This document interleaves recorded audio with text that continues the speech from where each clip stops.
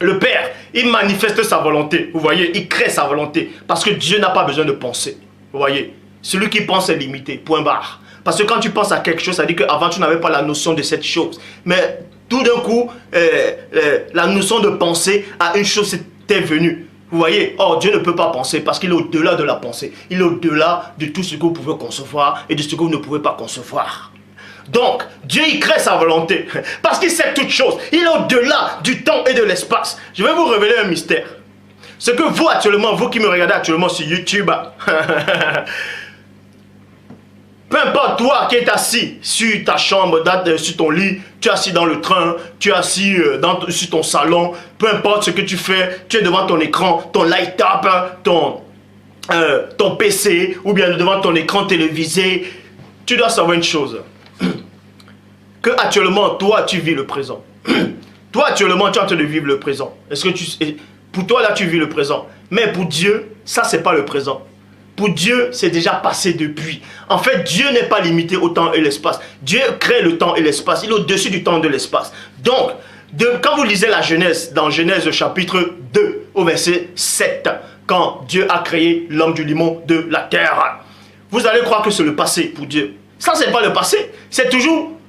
non, vous allez croire que c'est une sorte de passé. Mais Dieu n'a pas la notion du présent, du passé et du futur. Parce que Dieu n'est pas dans le futur. Vous allez me dire en fait que vous devez marcher, vous devez combattre. Vous devez combattre le bon combat de la foi. Pour tous ceux qui seront sauvés, forcément vous allez aller auprès du Père. C'est ce que vous êtes en train de penser. Que tous ceux qui vont marcher selon Dieu, tous ceux qui vont être agréables à Dieu vont forcément aller dans un paradis. Et pour vous, le paradis, c'est quoi? C'est dans le futur. C'est dans le futur. Puisque si vous êtes là actuellement, pour vous, c'est le présent. Écoutez attentivement, on va vous montrer la divine puissance du Père. Donc, pour vous, c'est le présent, vous qui me regardez actuellement. Et quand vous allez aller, supposons ceux qui iront dans le paradis, forcément, c'est dans le futur qu'ils iront dans le paradis, dans les temps futurs. Vous voyez? Et vous avez dit que vous allez rencontrer Dieu dans le futur. Or, Dieu ne vit pas dans le futur. Dieu ne vit pas dans le présent. Dieu ne vit pas dans le passé. Il est hors du temps et de l'espace. Est-ce que vous comprenez?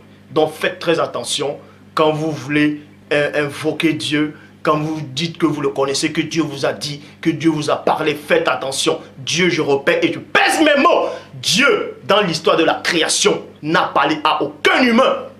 Dieu ne parle pas à un humain. Dieu ne parle pas à un humain. Les anges sont là pour ça.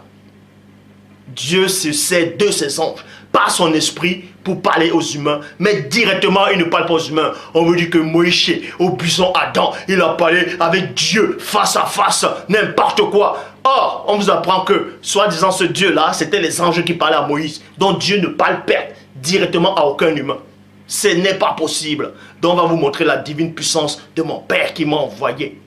Donc, Dieu qui vit hors du temps de l'espace, vous devez comprendre une chose. Quand vous lisez peut-être Apocalypse, je vous donne juste un petit aperçu de la divine puissance du Père. Et ensuite je continue l'enseignement.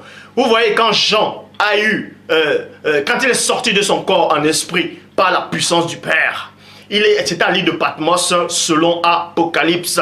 Et Jean a eu des visions divines. Donc il voyait comment les anges étaient au trône. Écoutez attentivement. Écoutez très attentivement. Dieu va vous ouvrir l'esprit pour le connaître réellement. Donc on va vous révéler une petite particule de la puissance du Père. Jean, supposons Jean il est là. Vous voyez. Et en esprit. Forcément, il est dans le ciel, dans les visions divines. Il voit les anges spirituellement qui sont en train de servir le Père. Il voit les anges spirituellement qui sont en train d'adorer le Père. Dans la vision que Jean est en train de voir, c'est une vision qui concerne le futur.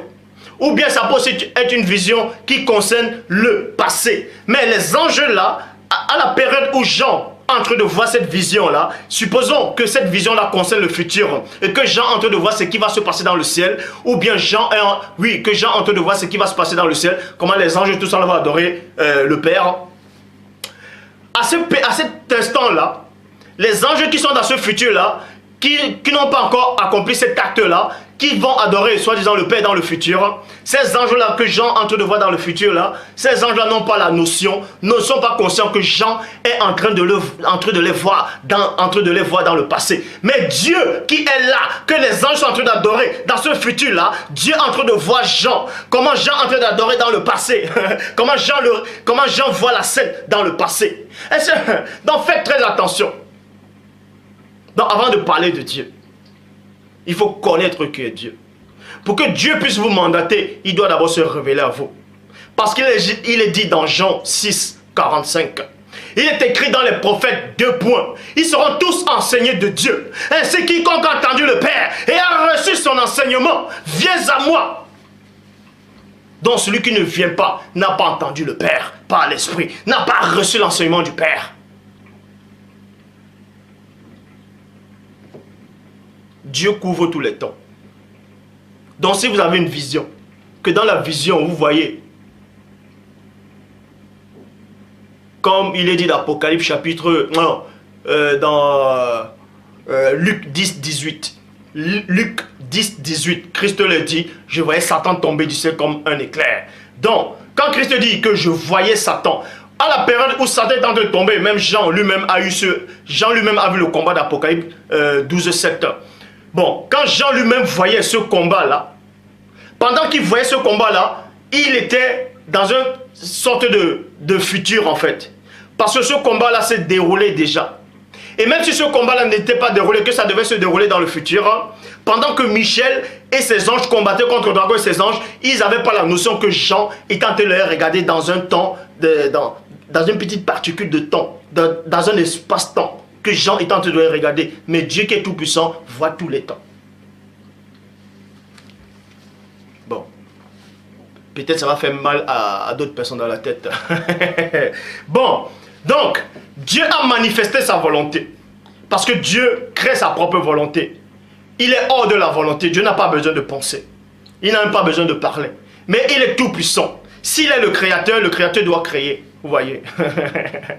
Donc, la première manifestation de Dieu, la toute première manifestation du Père, qui vit inexplicablement hors de toute réalité, c'est sa volonté. C'est sa volonté. Parce qu'il a manifesté sa volonté, dans un temps où il n'y avait pas la notion du temps ou de l'espace, le temps n'existait pas, donc rien, c'est-à-dire la réalité n'était pas. Il a manifesté néanmoins cette volonté-là dans le non-monde. Dans la non-existence. Il a manifesté sa volonté. Et ensuite, maintenant, là, il a parlé. Vous voyez, la volonté de Dieu s'est matérialisée et c'est devenu une parole. Et cette parole-là, elle est esprit, elle est vie. Et cette parole-là produit la lumière. Parce qu'il est dit, ta parole est une lampe. Ta parole est une lampe. Psaume 119, 105. Donc, la volonté, c'est quoi? C'est ce que désire quelqu'un. Et quand vous désirez quelque chose, forcément, vous parlez pour avoir la chose. Dans le désir du Père, il a manifesté ses désirs, il a manifesté sa volonté, son sentiment. Et ça produit la parole. Parce que la parole est une manifestation de la pensée. Et je poursuis. Jean, chapitre 1, verset 2. Dans la tradition Abbé Rilette. C'est elle, c'est-à-dire c'est la parole, c'est elle qui était au commencement auprès de Dieu. Parce que Dieu lui-même est avant le commencement. Il est avant toute chose. Il est hors du commencement. Parce qu'il crée le commencement par sa volonté. Sa volonté se matérialise, ça devient une parole au commencement. Dans un autre espace-temps. Parce qu'il y a plusieurs espaces-temps. On va vous révéler cela. Dieu a créé le monde spirituel parce que Dieu n'était pas dans le monde spirituel. Il couvre le monde spirituel. Parce que si Dieu est dans le monde spirituel et qu'il crée le monde spirituel, et il crée après les choses dans le monde spirituel, c'est que le monde spirituel le contient. Mais rien ne contient Dieu. Donc il a créé le monde spirituel. Si maintenant, avant que le monde spirituel ne soit, il y avait quoi? Vous voyez? Réfléchissez. Vous n'arrivez pas. C'est là où vous vous arrêtez.